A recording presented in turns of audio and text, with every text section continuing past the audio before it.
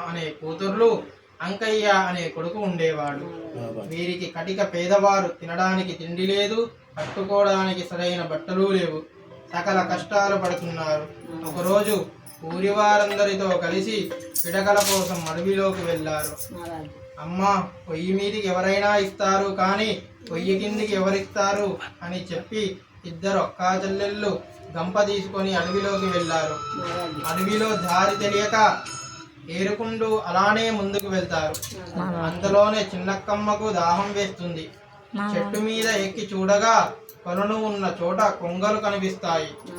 అక్కడికి వెళ్ళి దాహం తీర్చుకొని వస్తారు. ఆ దారిలో వస్తుండగా ఒక చెట్టు కింద కిన్నెరలు, కింగు పురుషులు, దేవకన్యలు కేదారేశ్వర నోములు నోముకుంటారు. ఆ ఇద్దరక్కా చెల్లెళ్ళు, అయ్యా మీరు చేస్తున్న పూజ ఏమిటి అని అడగగా, అమ్మా ఇది కేదారేశ్వర వ్రతము. ఈ వ్రతము చేస్తే సకల అష్టైశ్వర్యాలు కలుగును, దరిద్రము పోవును అని చెప్తారు. వారి మాకు కూడా ఇవ్వండి, మేము కూడా నోము నోముకుంటాము అని అడిగారు.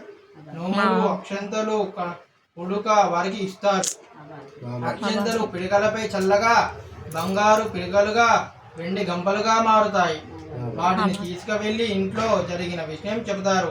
ఆ అక్షంతలు ఇంటిపై 7 అంతస్తులు భవనంగా మారుతుంది. యథావిధిగా నోముకుంటారు. తూర్పున తల్లుని వారు, పడమర పలని వారు వచ్చి ఆ ఇద్దరక్కా చెల్లెళ్లను పెళ్లి చేసుకొని వెళ్తారు. ఒకరోజు పెద్దమ్మ తలంటు స్నానం చేస్తుండగా దీపావళి రోజున కటక దండ తెగిపోతుంది. ఆమెకు నగలు నాణాలు ఉండగా ఈ దండ ఎందుకు అని తెంపి పడేస్తుంది. అది కాకరకాయ చెట్టు మీద వేస్తుంది. అప్పటి నుండి ఆ కాకరకాయ విరగబూస్తుంది. ఆ రోజు నుండి ఆ కుటుంబంలో దరిద్రం మారుతుంది.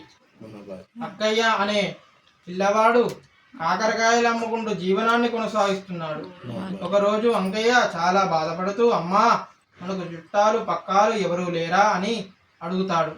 నాయనా నీకు 2 అక్కలున్నారు కదా అని వారి వద్దకు వెళ్ళి అని పంపిస్తుంది. మొదట పెద్దమ్మక్క దగ్గరికి వెళ్తాడు. కావాల్సిన ధనాన్ని తీసుకొని రావాలని పంపిస్తుంది.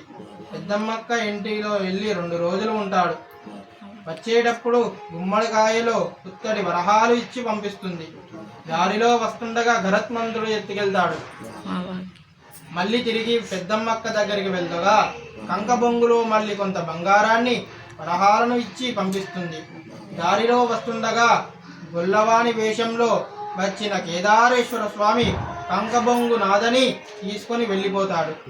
మళ్ళీ చిన్నమ్మక్క ఇంటికి వెళ్ళేసరికి కేదారేశ్వర నోము నోముకుంటుంది. ఆ నోము మాకు కూడా ఇవ్వమని అడుగుతాడు. ఆ నోము తమ్మునికి ఇవ్వగా దారిలో పోయిన వస్తువులన్నీ మళ్ళీ తిరిగి దొరుకుతాయి. ఇంటికి వెళ్ళి తర్వాత జరిగిన విషయం ప్రతి సంవత్సరం నోముకుంటామని అహంకారంతో స్వామివారి అనుగ్రహంతో సుఖ సంతోషాలతో నిత్యం అష్టైశ్వర్యాలతో తమ జీవితాన్ని కొనసాగుతున్నారు. కేదారేశ్వర స్వామికి కొబ్బరికాయ.